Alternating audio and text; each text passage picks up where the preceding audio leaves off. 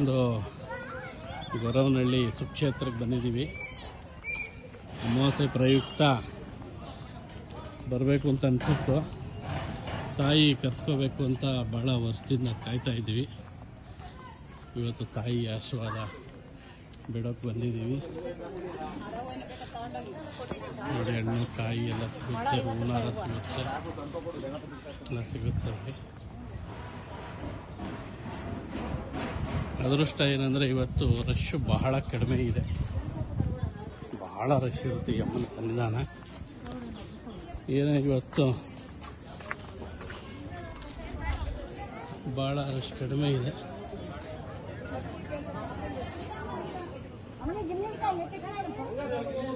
ದೇವಿ ಮಹಾಲಕ್ಷ್ಮಿ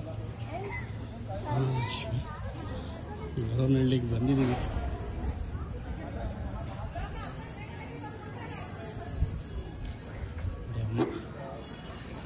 ಒಳಗಡೆ ಹೋಗೋಣಪ್ಪ.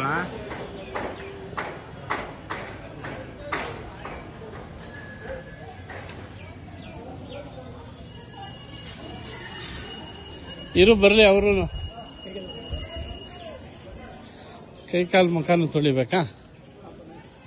ತುಂಬಾ ಕ್ಷೇತ್ರ ಲಕ್ಷ್ಮೀ ದೇವರು ಅಂದ್ರೆ ಸುತ್ತಮುತ್ತ ಇರುವಂತಹ ಕ್ಷೇತ್ರಕ್ಕೆ. ಹಾ, ಈ ದೇವಸ್ಥಾನ ಬಗ್ಗೆ ಏನ್ ಹೇಳ್ತೀರಾ? ಯಾವ ಊರಿನವ್ರು ನೀವು? ದೇವಸ್ಥಾನ ನಾವು ಇದೇ ಊರು ಪಕ್ಕದಲ್ಲಿರೋ ಹಳ್ಳಿಗಳು. ಓಕೆ, ಸರಿನಾ? ಈ ದೇವಸ್ಥಾನ ಹೆಂಗೆ ಅಂದ್ರೆ ತುಂಬಾ ವರ್ಷದ ಹಳೇ ಕಾಲ ದೇವಸ್ಥಾನ ಇದೆ.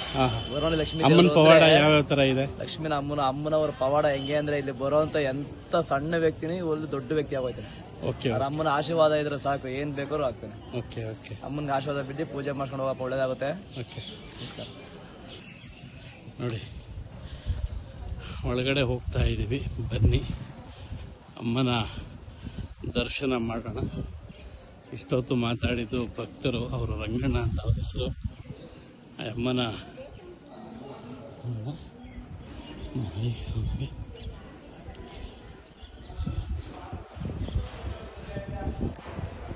ತುಂಬ ಚೆನ್ನಾಗಿ ಕಟ್ಟಿದ್ದಾರೆ. ಈಗ ಇಲ್ಲಿನ ದೇವಸ್ಥಾನ ಭಾಳ ಚಿಕ್ಕದಾಗಿತ್ತು, ಈಗ ಬೃಹದಾಕಾರವಾಗಿ ಬೆಳೆದಿದೆ. ಅದೇ ಥರ ನಮ್ಮ ಚಾನಲ್ ಕೂಡ ಬೆಳಿಬೇಕು. ಸಬ್ಸ್ಕ್ರೈಬ್ ಮಾಡಿ, ಬೆಲ್ಲೈಕನ್ ಒತ್ತಿ. ಎಲ್ಲರಿಗೂ ಒಳ್ಳೆಯದಾಗಲಿ. ನೋಡಿ, ಪ್ರದಕ್ಷಿಣೆ ಹಾಕಿ ಬರ್ತಾ ಇದ್ದೀವಿ. ಇದು ದೇವಸ್ಥಾನದ ಒಳಾಂಗಣ. ತುಂಬ ಚೆನ್ನಾಗಿ ಕಲ್ಲಲ್ಲಿ ತುಂಬ ಚೆನ್ನಾಗಿ ಮಾಡಿದ್ದಾರೆ.